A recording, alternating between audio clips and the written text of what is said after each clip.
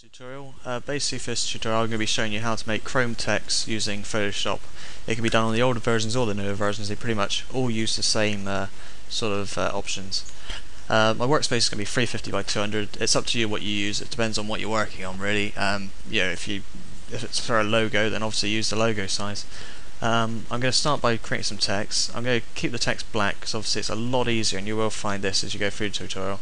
Red Sky Design, that's or RSD, that's my website. That's me making the tutorial. So I'm just going to use that as my layout, basically, or my text I'm going to use.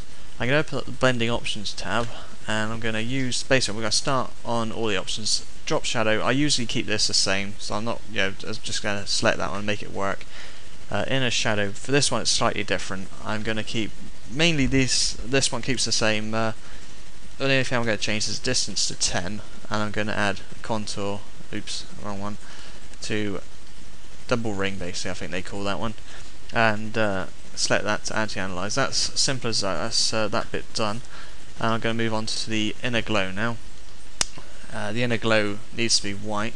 Obviously you don't have yellow in Chrome very often, and I'm going to set that to normal rather than screen. Set the opacity to 100, and I'm going to put the choke up to about 60, maybe 65. I'll put 60 there.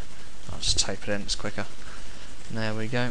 I'm going to change softer to precise, sorry, so I've set that. Okay, the range I want to change that to 25, not as high as that.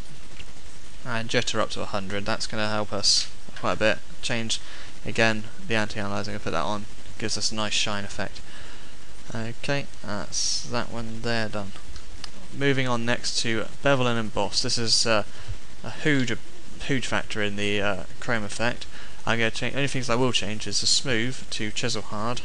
I'm going to put the depth up to 1000, and I'm going to put the size to about 220.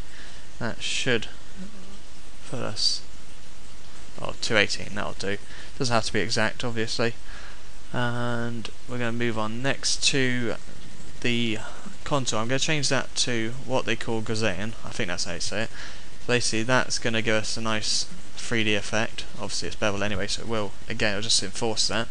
Highlight mode, I'm going to change to normal, and I'm going to change the opacity both to 100 for also the shadow as well. That's going to give us that nice effect, and I'm going to change the altitude, to 0. Now, if I just bring this away a sec, you can actually see the Chrome effect has already taken effect on the on our workspace there, and you can see the nice bit of shine.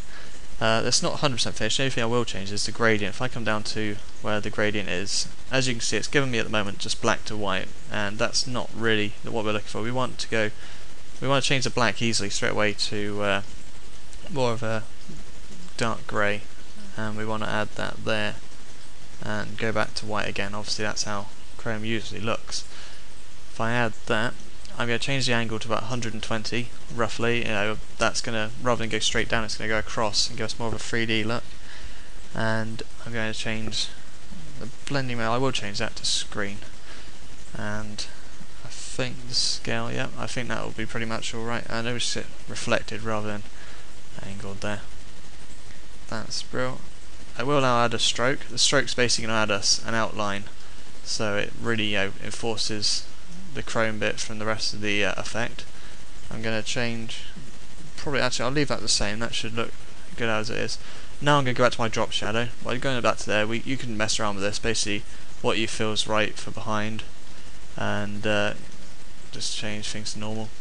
And there we have it pretty much. That's your Chrome effect. I don't know how well I described all of it, and it was probably quite fast, I must admit, but I mean, if anyone needs any help or any questions, post it below. Anything you get stuck on, I'll be more than happy to help you.